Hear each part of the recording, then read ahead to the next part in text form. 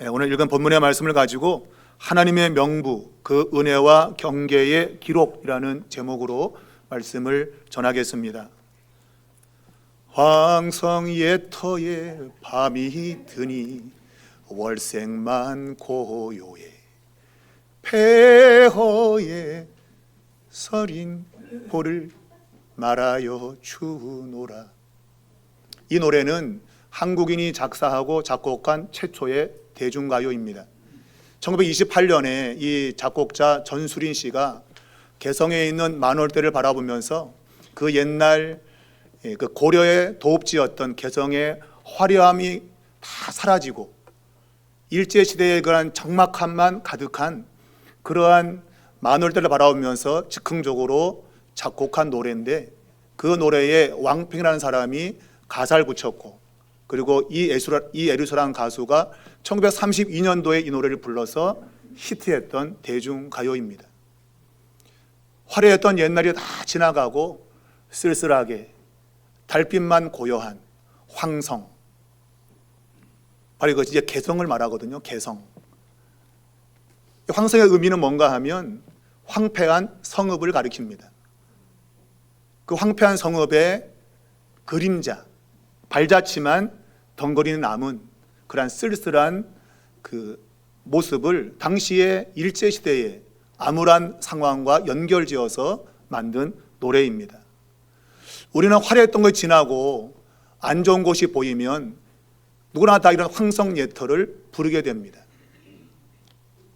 성경의 이야기를 읽으면 동일한 상황인데 황성예터와 같은 이러한 슬픔을 노래하는 것이 아니라 희망을 바라보며 노래하는 그러한 글을 만나게 됩니다. 바로 오늘 이 에스라 2장에 나와 있는 여러 사람들의 이름, 바로 이 이름이 바로 우리에게 희망을 주는 그러한 노래와 같은 겁니다. 여러분이 이 이름들을 쭉 읽어나가면서 어떤 생각을 하셨나요? 이런 게 도대체 여기 왜 있는 거야? 읽기도 어렵고 왜 또 이렇게 길어? 그러다 그냥 넘어가자. 이거 읽다가는 그냥 설교 다 끝나겠네. 그런 마음이 들 수 있어요.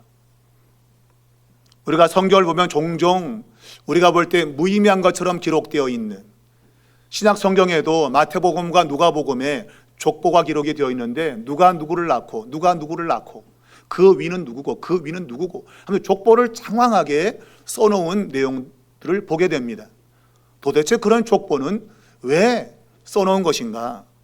우리는 아무런 의미를 찾지 못한 채 그냥 옛날 이야기로 넘어가고 싶은 그런 생각을 갖게 됩니다.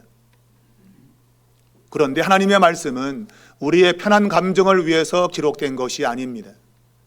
읽기 좋으라고 수월하라고 기록된 말씀이 아니라는 뜻입니다. 하나님의 말씀은 때로 지루하게 들리고 불편한 그런 내용으로 구성된, 마치 오늘 이 에스라 2장에 나오는 것처럼 이름만 쭉 기록되어 있는 것 같은 그런 내용을 통해서 우리의 신앙이 편협하고 오만하지 않도록 옳은 신앙인의 길을 걷도록 하나님이 의도적으로 기록해 놓은 그러한 경계의 표지판일 수 있는 겁니다. 더 나아가서 우리에게 위로와 희망을 주는 그런 반석과도 같은 말씀인 거예요. 우리는 오늘 이 명부 안에서 그냥 지나치기 쉬운 그러한 내용들 속에서 아주 보석 같은 하나님의 메시지를 발견하게 되는데, 우리는 세 가지를 생각해 보고자 합니다.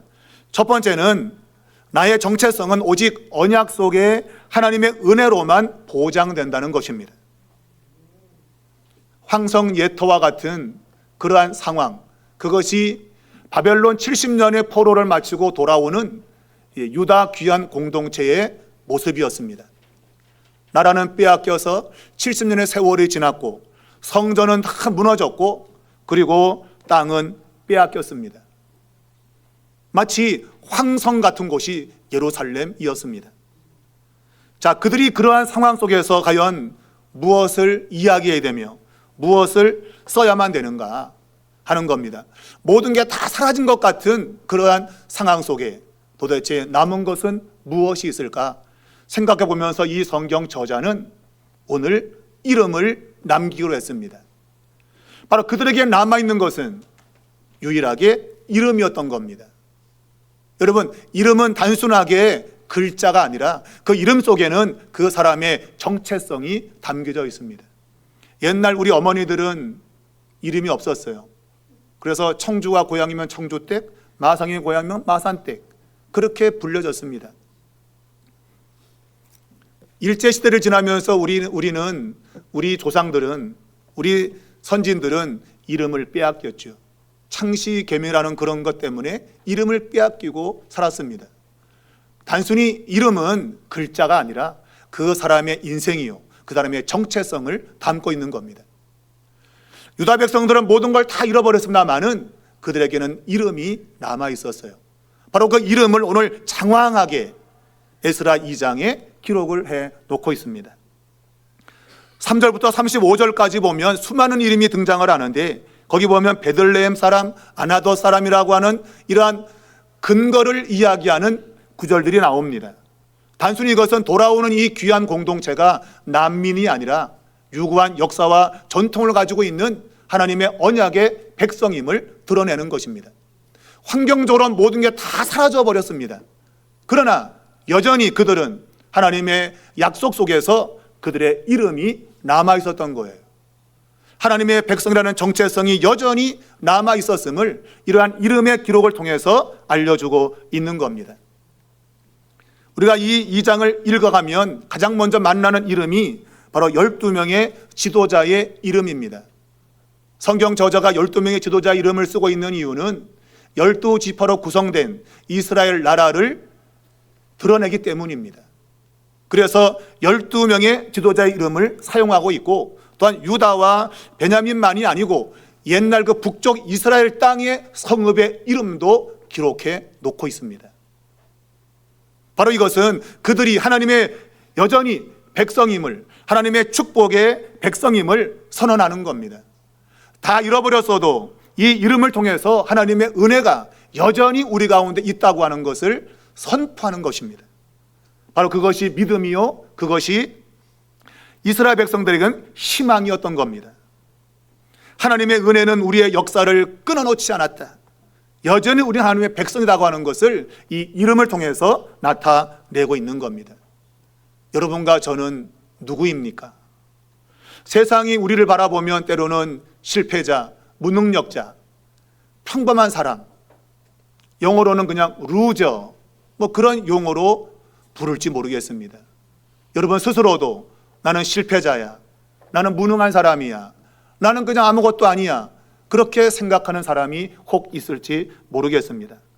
그런데 오늘 이 에스라 2장은 그러한 생각을 가진 유다 사람들에게 전혀 그렇지 않다 하면서 이름을 기록하며 여전히 하나님의 백성이고 하나님의 사랑하는 자녀라고 하는 것을 각인을 시키고 있는 겁니다. 이러한 정체성의 보장은 어디에서 오는가? 바로 그것은 하나님의 은혜로 온다는 것입니다. 바로 그들이 오늘 직면하고 있는 것은 과거부터 현재까지 아주 실패의 모습이었습니다. 그러나 그 실패의 모습이 그들의 정체성을 결정하는 것이 아니었습니다.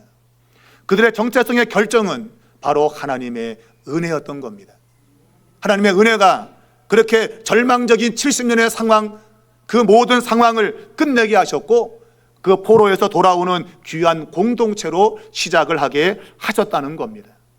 바로 그 출발은 여전히 하나님의 은혜 안에 있었음을 바로 이 이름을 통해서 드러내고 있는 겁니다. 우리의 신앙의 정체성은 내가 다니는 교회의 규모에 의해서 결정되지 않습니다. 화려하고 좋은 건물이 있다고 내 신앙의 정체성이 규정되는 게 아닙니다. 또 신앙의 전통이 나를 결정하는 것도 아닙니다. 내가 지난날에 쌓았던 신앙의 경력이 나의 정체성을 결정하는 것 또한 아닙니다. 우리의 정체성은 오직 하나님이 나를 하나님의 백성으로 불러주시는 바로 그 은혜에 있다는 겁니다. 여러분이 오늘 이 자리에 나와 있는 이유는 바로 그 은혜가 여러분 가운데 나타났기 때문이에요. 여전히 너는 나의 백성이다라고 하나님 불러주시는 바로 그 이름, 그 이름이 여러분을 이 자리에 있게 했다는 것입니다. 사랑하는 여러분, 하나님의 은혜는 영원한 은혜라고 성경이 말하고 있습니다. 우리는 그 은혜만 끝까지 붙든다면 우리는 결코 실패하지 않을 겁니다. 하나님의 그 은혜 붙드시고 여러분 마음의 위로와 힘을 얻기를 주의 이름으로 축원합니다. 두 번째는 이 은혜 안에는 헌신이 담겨져 있다는 것입니다. 오늘 이 명부에 보면 제사장들의 숫자가 36절에서 38절까지 나오는데 전체 4,289명입니다. 이 인원수는 전체 귀환한 공동체의 10%에 해당되는 숫자입니다. 자, 돌아온 사람들의 10%가 제사장들이었습니다. 이 말은 돌아온 공동체의 성격을 드러내는 겁니다. 그 공동체의 10%가 제사를 인도하는, 예배를 인도하는 그러한 사람이었다고 한다면 그 공동체는 당연히 예배 중심된 공동체인 것입니다. 회복의 시작은 하나님과의 관계의 회복임을 바로 이 제사장들의 숫자를 통해서 나타내고 있는 것이죠. 여러분, 삶 회복되고 싶습니까? 예배가 회복되어야 됩니다. 하나님과의 관계가 회복이 되어야 됩니다.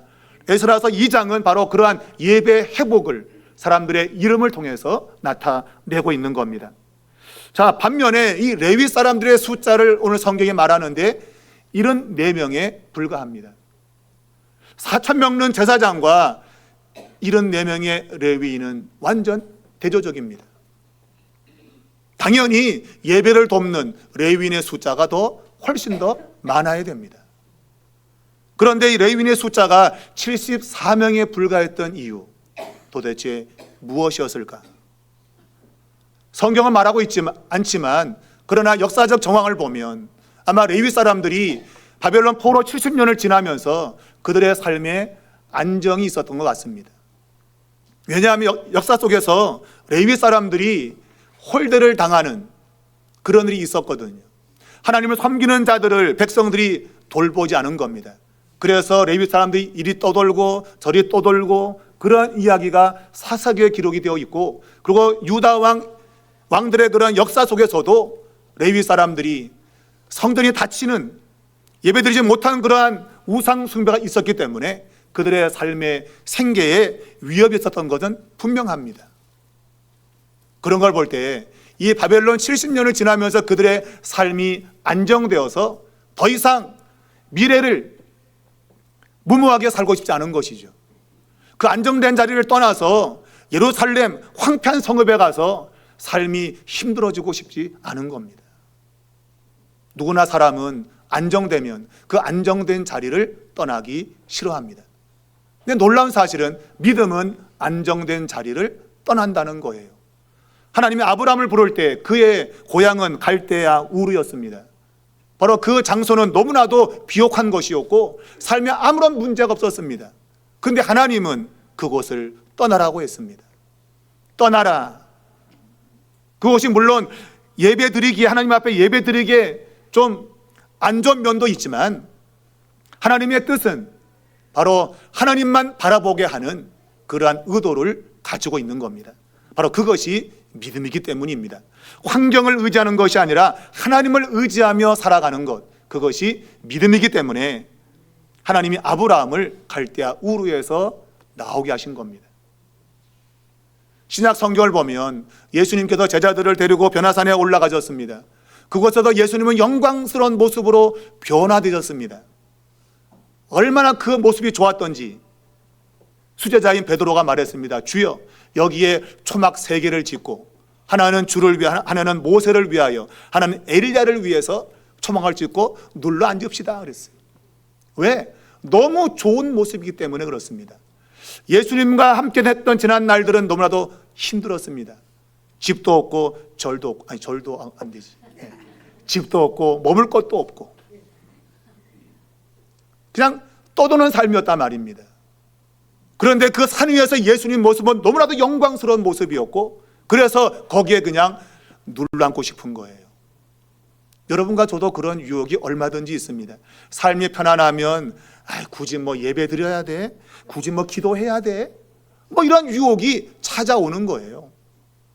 그런데 예수님은 내려가자, 산 아래로 내려가자, 저 산 아래에 귀신 들려 고통당하는 아이가 있지 않느냐, 삶의 현장으로 가자라고 예수님이 말씀하신 겁니다. 레위 사람들은 안정된 삶의 자리를 떠나기 어려웠을 겁니다. 왜? 앞이 불확실하거든요. 예루살렘에 돌아가는 건 좋은데 그곳에서의 삶이 보장되지 않기 때문입니다. 아마 그래서 그들은 74명만 돌아온 걸로 해석이 됩니다. 여러분과 저는 어떻습니까? 하나님이 주신 바 은혜가 오늘 성경은 헌신으로 이어져야 마땅한데 그렇지 않고 나의 안위를 위해서 삶이 바뀌어지는 혹시 그런 모습은 있지 않습니까? 오늘 본문을 보게 되어지면 놀라운 것을 우리에게 이야기하고 있는데 그것은 바로 이 느디님 사람들과 솔로몬의 이 신하의 자손들을 이 명부에 쓰고 있다고 하는 것입니다. 이 느디님 사람들은 성전에서 아주 하찮은 일을 했던 봉사자들입니다. 허드렛 일을 했던 사람들이에요. 그들의 자손들의 이름이 기록되어 있고 솔로몬의 신하의 자손들 역시도 마찬가지로 천한 그러한 그룹이었습니다. 근데 그들이 오늘 이 명부에 이름이 올라 있다고 하는 거예요. 여러분, 그들은 지난날 계속 천한 삶을 살았습니다. 만일 다시 그들이 예루살렘에 돌아간다 할지라도 여전히 그들은 천한 자리에 있을지 모릅니다. 그러나 그들은 돌아가기로 결정한 겁니다. 왜? 하나님의 성전에서 하나님을 섬기는 것이야말로 가장 인생 가운데 중요한 것임을 그들은 알기 때문입니다. 여러분, 하나님의 은혜와 하나님의 구원은 헌신과 연결된 겁니다. 많은 사람들은 하나님의 은혜를 좋아합니다. 그리고 그걸 끝입니다. 혹시 이 가운데는 예수 믿는 거, 예수 믿다가 그냥 편히 살다가 죽으면 천국 가면 되지, 뭐 이런 생각 가진 분들이 있다면 생각을 버리셔야 됩니다. 하나님의 구원의 은혜는 우리로 하여금 하나님 앞에 헌신된 삶을 살도록 만들게 됩니다. 그것이 은혜의 힘이기 때문입니다. 부모님의 은혜를 몰랐을 때는 내 멋대로 살았지만 부모님의 은혜를 안 순간 그부터는 우리가 부모님에게 효를 다하려고 합니다. 아, 아버지 어머니가 나를 그렇게 위해서 애썼구나. 그걸 깨닫게 되어지면 자원해서 부모님에게 효를 다할 수밖에 없어요. 그것이 은혜의 힘인 것입니다. 하나님이 우리를 구원해 주시는 것은 하나님의 은혜의 결과인데 바로 그 은혜는 헌신으로 이어진다고 하는 거예요. 오늘 이 본문을 보면 68절 이하에 어떤 족장들이 예루살렘에 와서 성전을 건축하려고 예물을 기쁘게 드렸다. 성경은 힘 잘하는 대로 드렸다고 말하고 있습니다. 자기 살기도 힘들어 죽겠는데 황성예터 무너진 이 성읍자리를 일으켜 세우기 얼마나 곤고하겠습니까? 그런데 자신의 것을 들여서 이 무너진 성읍과 성전을 건축하는 것에 헌신했다는 겁니다. 많은 사람들은 내가 쓰기도 부족해 죽겠는데 어떻게 헌금을 할 수 있는가? 그런 말을 하는 사람이 있습니다. 그러나 구원의 은혜를 아는 사람은 기꺼이 자기 자신을 기꺼이 드리게 되는 겁니다. 그것이 바로 이 은혜라고 하는 것의 능력이요 힘인 것이죠. 사랑하는 여러분, 여러분과 저의 삶은 어떻습니까? 은혜를 좋아하면서 하나님 앞에 헌신하는 것은 혹시 멀리하지 않습니까? 오늘 이 느디림 사람들, 솔로몬의 신하의 자손들은 남들이 알아주지 않는 사람이었습니다. 때로 교회에서 어려운 장소에서 봉사하는 사람들이 있습니다. 화장실에서, 주방에서, 주차장에서 남들이 알아주지 않는 그런 자리에서 봉사하는 분들이 있습니다. 그 모든 분들은 기꺼이 주님의 은혜에 감사해서 하는 것입니다. 누군들 여러분 그렇게 이름 없는 곳에서 섬기고 싶겠습니까? 번듯한 자리에서, 남들이 알아주는 자리에서 하고 싶지 않겠냔 말이에요. 그런데 하나님의 은혜를 아는 그 순간 내가 할 수 있는 것이 무엇인가를 생각하게 되고 기꺼이 하나님의 은혜에 감사한 마음으로 봉사하게 되는 것이죠. 하나님은 그들의 이름을 오늘 이 하나님의 명부에 기록해 놓은 것입니다. 여러분의 수고와 헌신은 그냥 잊혀지지 않을 겁니다. 하나님의 명부에 반드시 기록으로 남을 것입니다. 이걸 믿으시고 주님의 일에 헌신하기를 축복합니다. 세 번째는 은혜 속에 숨은 그림자, 곧 교만을 경계해야 된다는 것입니다. 오늘 이 명부에는 위험한 그림자가 드리워져 있습니다.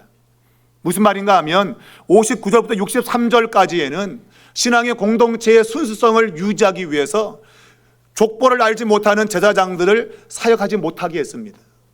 왜? 순수한 신앙의 보존 때문입니다. 아무나 할 수 없다는 거죠. 확인된 사람만 하게 만든 거죠. 이건 그만큼 그들의 신앙의 순수성을 유지하고자 하는 몸부림이었던 겁니다. 그런데 그 몸부림이 지나치면 교만으로 이어진다는 겁니다. 우리 자신의 경계를 잘 정해서 우리의 신앙을 지키는 것 중요하지만 이게 도가 지나치면 우리만 해야 돼라는 것으로 바뀐다는 말입니다. 곧 우리만, 또 우리가 더 나아, 그러한 우월감과 남을 배제시키는 배타성이 된다고 하는 거예요. 바로 이러한 것이 예수님 당시에 바리새인들이 보여주었던 모습이었습니다. 바리새라고 하는 뜻은 분리되었다, 구별되었다는 뜻입니다. 그들은 자신들과 다른 사람들을 구별시켰습니다. 우리만 특별해, 우리만 하나님의 은혜를 받은 사람이라고 자부했던 사람들입니다. 그들은 족보를 자랑했고 율법을 지키기 위해서 무던히도 애를 썼습니다. 그게 지나쳐서 하나님의 아들 예수 그리스도까지 배척한 것입니다. 그들의 신앙을 순수성을 유지하는 건 좋은데 도가 지나쳐서 교만이 되었고 결국은 하나님의 아들 예수 그리스도를 배척하게 되었던 겁니다. 하나님이 이스라엘을 부르신 목적은 만민을 비추는 빛으로 부르신 겁니다. 너를 통해서 만민이, 어두워진 만민을 밝게 비추라고 하나님이 이스라엘을 부르신 거예요. 그런데 그들은 만민을 비추는 그러한 등불이 되기보다는 남의 불씨를 꺼트리는 방폭등이 되었다고 성경이 이야기하고 있습니다. 방폭등이 뭔지 아세요? 모르시죠? 방폭등은 특수한 조명입니다. 이 특수한 조명은 어떤 그런 전기 스파크가 일어나면 화재 발생의 위험이 있는 곳에 특수하게 제작된 조명입니다. 그러니까 안전장치를 만들어 놓은 조명장치예요. 그러니까 그걸 달면 스파크가 일어나지 않아요. 그래서 안전을 보장하는 그런 조명장치입니다. 하나님은 세상에 영향을 끼치라고 등불로 세웠는데 이스라엘 사람들은 자신들만 비춘 거죠. 야, 외부에 스파크 일으키면 안 돼. 우리만 지켜. 여러분, 그것이 결국 그들에게 교만이었고 결국은 예수님을 십자가에 죽이는 그러한 우를 범했던 겁니다. 오늘 본문을 보면 이 명부 안에 족보를 증명하지 못한 사람들을 이야기하고 있습니다. 그들이 족보가 뭔지 확인이 안 되는 거예요. 또 더 심각하게는 제사장의 혈통을 입증하지 못한 사람들이 있었습니다. 인간의 눈으로 보면 그것은 잘못된 것이죠. 왜? 족보가 없는 사람들이 지금 이 명부에 들어와 있는 거예요. 자, 그러면 우리는 이 사람들, 당신 말이야 확인이 안 돼? 나가.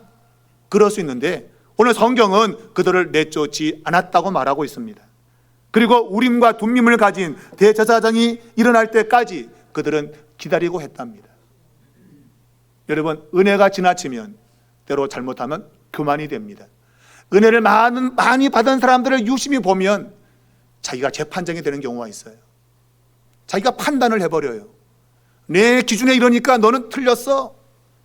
그러한 재판장이 되는 사람들이 종종 있습니다. 여러분, 잘못된 것이죠.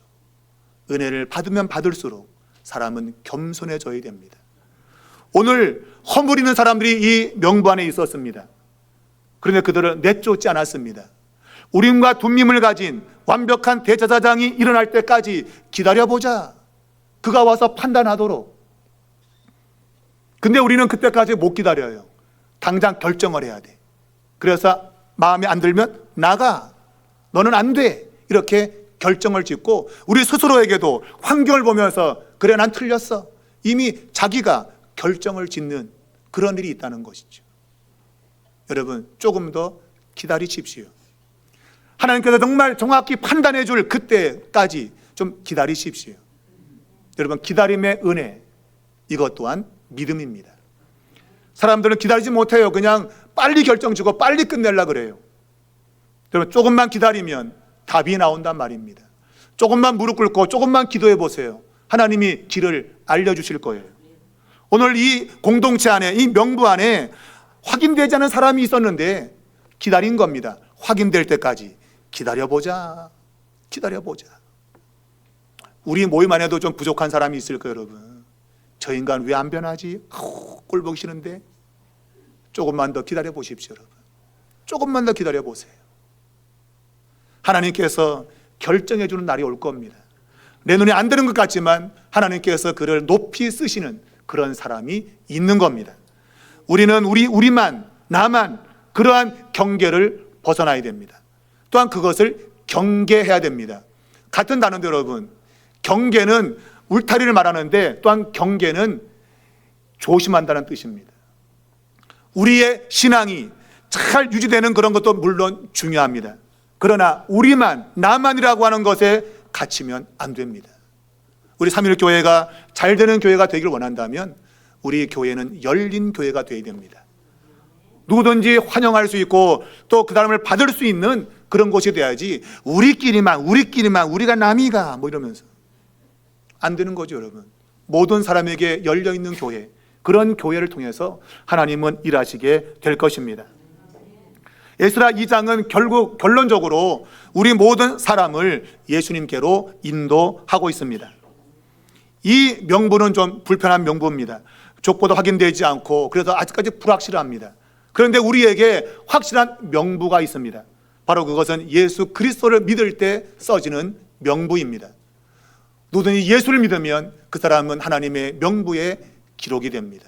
그 명부야말로 진정한 명부인 것입니다. 제한이 없습니다. 누구든지 예수 그리스도를 믿기만 하면 하나님의 명부에 이름이 기록되는 것입니다. 유대인이나 이방인, 남자나 여자, 자유자나 종, 경계가 허물어지는 겁니다. 너와 나 구분이 있지 않습니다. 모두가 다 주님 안에서 하나가 되는 그러한 은혜를 이야기하는 겁니다.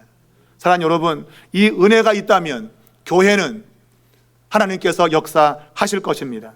그러나 그 은혜가 지나쳐서 배타적인 교만이 된다면 하나님의 역사는 일어나지 않을 것입니다. 우리 삼일교회가 이렇게 하나님의 구원의 은혜에 감사하면서도 그리고 우리만이 아니라 이 은혜가 이웃에게도 흘러나갈 수 있는 그러한 교회가 될 수 있기를 바랍니다. 세상에도 열려있는 교회, 그리고 은혜가 확실하게 증거되는 교회, 그런 교회를 통해서 하나님은 일하신다 믿으시고 여러분과 저가 그러한 데 쓰임받는 축복의 통로가 되기를 주의 이름으로 축원합니다.